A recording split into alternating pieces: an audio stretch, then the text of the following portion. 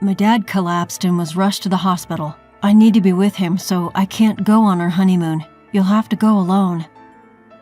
Suddenly, my eagerly anticipated honeymoon was canceled. My husband insists I should go alone, but who on earth goes on a honeymoon alone? When someone appeared in front of me the next moment, I felt my legs go weak. There stood my father-in-law, who was supposed to have been taken to the hospital. Father-in-law, why are you here? My name is Sarah. I've been living with Mark for 5 years, and he finally proposed just this summer. Reflecting back, these 5 years felt long. After dating for about a year, we started visiting Mark's parents' home, and he also had the opportunity to meet my out-of-town parents. Yet he kept saying, "We'll get married once work stabilizes," without making a firm commitment. Eventually, he began jokingly suggesting, "Why don't we just stay like this?" This started to concern me. "Mark, I'm approaching 30. If you're not going to be upfront with me, we should break up." After saying all that, Mark finally proposed to me. We were already close with each other's parents and had discussed everything from what we wanted at the wedding to where we wanted to go on our honeymoon. All that was left was to execute those plans. We'd hold a small ceremony with only our closest friends and family. The only event left was our honeymoon. Mark was going to spend the day at his parents' home to spend some time with them. I had dinner with my parents, who had come from out of town and later returned home alone. I checked the luggage for the honeymoon and sent a message to Mark's phone before I went to bed. "Mark, you've done great today. I'm all set for our honeymoon tomorrow. I'm really excited about our trip to Italy." However, I didn't hear back from Mark. I thought to myself, he must have fallen asleep from exhaustion from the ceremony. I hope he doesn't oversleep for our flight tomorrow. Feeling a little nervous, I eventually fell asleep. The next morning, I was awakened by a call from Mark. "Sarah, something terrible has happened." He started speaking rapidly the moment I picked up. "My dad collapsed and he's been rushed to the hospital. You'll have to go on our honeymoon alone today." "What? What do you mean?" I couldn't help but let out a bewildered exclamation. "But your father was so full of life at our wedding yesterday, wasn't he?" "I'm as shocked as you are, Sarah. I'm going to stay by his side, but you go ahead without me." "Don't be ridiculous. If your father's ill, there's no way I can leave for our honeymoon. Who on earth goes on a honeymoon alone?" I asked for the hospital his father was taken to, but Mark stubbornly refuses to tell me. "If I told you, you'd come to visit, wouldn't you?" "Of course I would." "Dad knows how much you've been looking forward to going to Italy. He insisted that I should still let you go. Please respect his wishes. There's no way I can enjoy myself with everything that's going on. Are you planning to come join me once he's feeling better?" "Of course. I'll come as soon as things are settled here." "Settled? Don't jinx it by saying as soon as things are settled. Please, let me handle things here and proceed to Italy as planned. I'm about to arrive at the hospital, so I won't be able to pick up your calls. Talk to you later." Wait, Mark." Without listening to my attempts to communicate, he abruptly hung up the phone. I tried to call back immediately, but it seemed like he had turned off his phone. With no way to reach him and not knowing the name of the hospital, I couldn't rush to my father-in-law's side. As I stood there, feeling helpless, suddenly the doorbell rang. The moment I opened the door, I felt my legs go weak. Father-in-law? Standing at the door was my father-in-law, who was supposed to be in the hospital after an emergency transport. "Your legs, they're okay. I'm glad." What are you talking about?"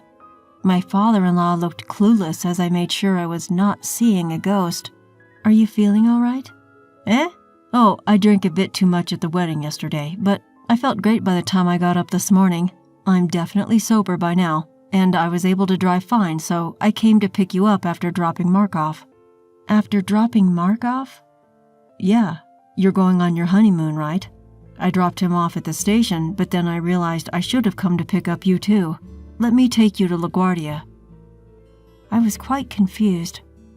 My father-in-law, who was supposed to be in the hospital, and Mark, who was supposed to be accompanying him there, and drop my son off at the station? Nothing made sense. That's when I realized something. My father-in-law mentioned LaGuardia. If we're going to Italy, we should be going to JFK, not LaGuardia Airport. You just said you'd take me to LaGuardia, but our honeymoon is in Italy. Oh yes, that's what I thought too. I was surprised when Mark told me this morning. We've changed at the last minute and decided to go to Alaska instead. Alaska? The more I heard, the more my mind was filled with question marks. Mark said, "We're going to Alaska." Yeah, he did. He left a note in the car. My father-in-law showed me a post-it that Mark had dropped off in the back seat. It had the name of an inn in Alaska and a flight from LaGuardia to Ted Stevens Anchorage International Airport written on it. The moment I saw it, the puzzle pieces began to click into place. Could you please take me to LaGuardia after all? Of course. There shouldn't be too much traffic. We'll probably arrive around the same time as Mark's train. Thank you so much. Throughout the journey, I couldn't help but reflect on Mark's actions up to now.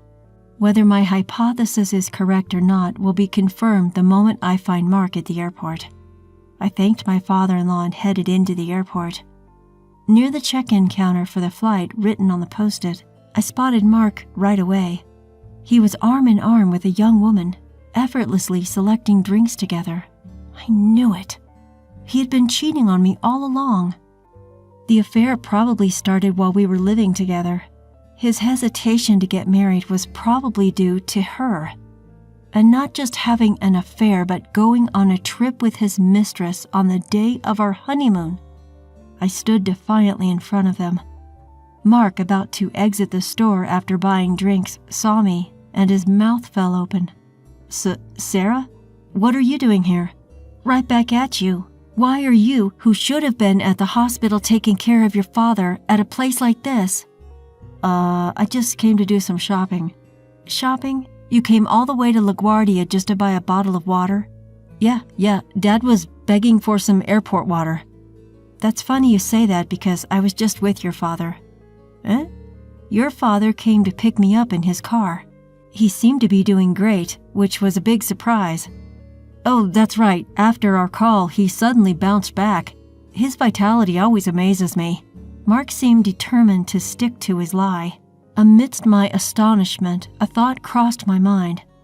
I want to witness the kind of excuse this man will come up with next. So, who is this woman right here?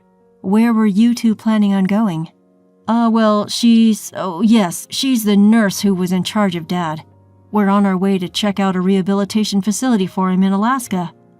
This excuse is just too painful to hear.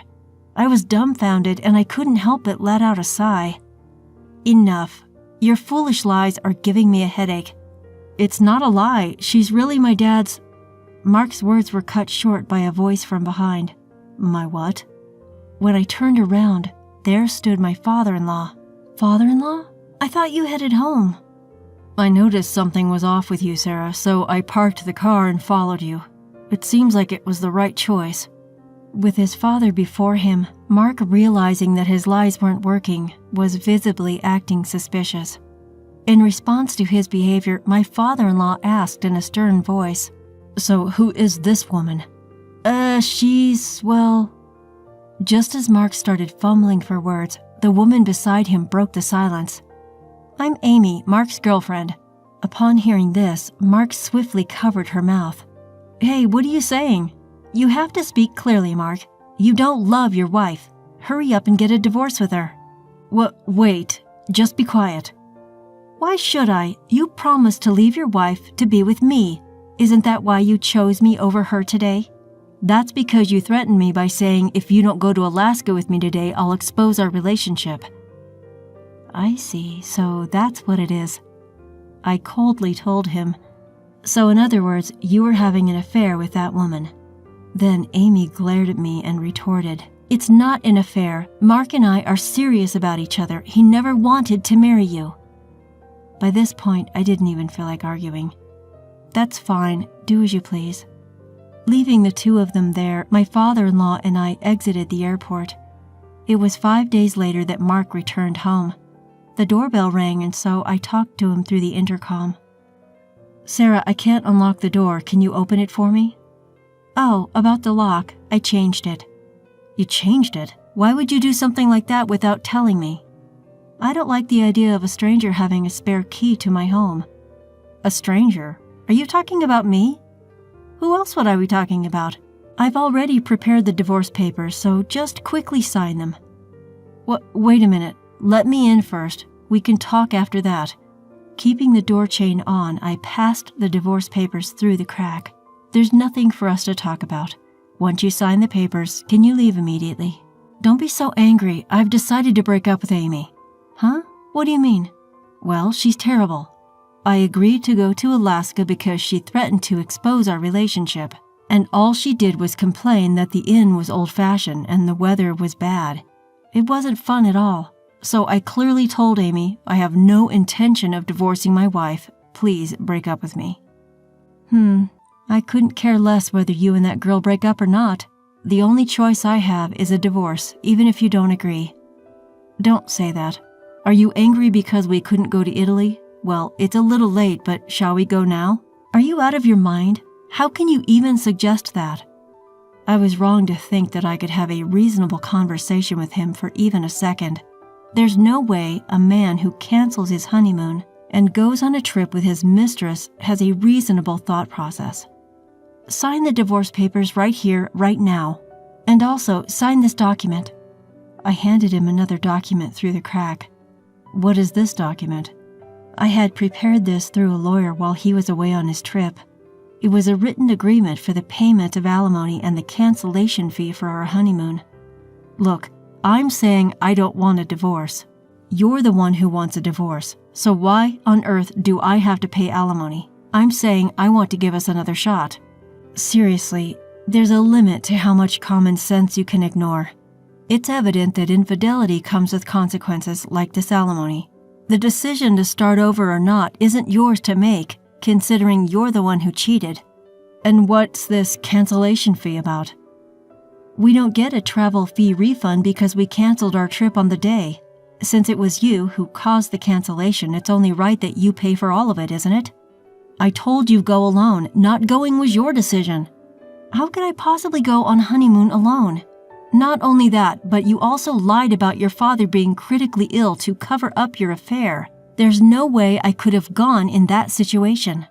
Well, I really wanted to go to Italy with you too, but I was threatened by Amy and had no other choice. You wouldn't want your husband to lose his job because he's exposed at work, would you? She threatened to expose you at work? Yeah, that's right. If she says she's going to do it, she will. It's all Amy's fault. Surely Amy does have a kind of vibe where you can't predict what she might do once she sets her mind to it. Considering she even declared, "I'm his girlfriend," directly to his wife, she must be quite a wild one. In fact, I was relieved. With an opponent like Amy, Mark would self-destruct even if I didn't do anything. All that was left to do was somehow to get him to sign the divorce papers. Pretending to be worried, I deliberately asked him, "Hey, are you sure it's okay for you to be here?" "What do you mean?" "You broke up with Amy, right? Wasn't she angry?" "Of course she was angry, but I'm done with her." "Well, you might be fine, but what about Amy? Given her personality, I wouldn't be surprised if she storms into your office and exposes you." "Indeed, that would be disastrous. I need to go to the office and stop Amy." "Sarah, please, pass me my company key card." "This one?" I pulled out Mark's company key card from his drawer and showed it to him. "Yeah, that's the one." I quickly shook off Mark's hands as he tried to take it through the chain gap. "I'll give you the key card in exchange for your signature on the divorce papers and the payment agreement for the bill." "But..." With this, Mark would probably agree and sign. "Have you decided?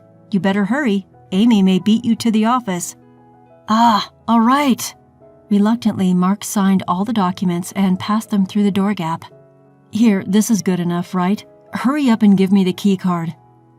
Once I handed over the key card, Mark ran off, heading towards the office. I went to the courthouse to submit the divorce papers as well as hand the signed payment agreement to my lawyer. It was a relief that at least the money issues had been sorted out. The next day, I received a frantic call from Mark. "Hello?" "Ah, Sarah. What do you want? We are legally strangers now. We have nothing to talk about." "Wait, don't hang up on me." Mark pleaded desperately. Feeling a little curious about what happened, I decided to listen to his story. "So, what do you want?" "I was called by the board when I got to the office today. Everyone knows I had an affair even though I got ahead of Amy. Isn't that weird?" "Oh, that's because I told them." "What? You told the board?" "Well, I felt sorry for them because they came to our wedding but we got divorced so soon. You seemed busy with Amy, so I decided to explain the reason for our divorce to our guests." "Guests? You mean not just the board? You told everyone at my office?" "Yes, when I told them my husband preferred a cheatcation over our honeymoon, everyone was appalled. But how am I supposed to face everyone at work going forward?" "You don't have to hide your true self anymore. Isn't that a good thing?" "Huh. Don't mess with me. You ruined my life." "I should be saying that to you. I wish I could reclaim the 5 years I wasted on someone like you."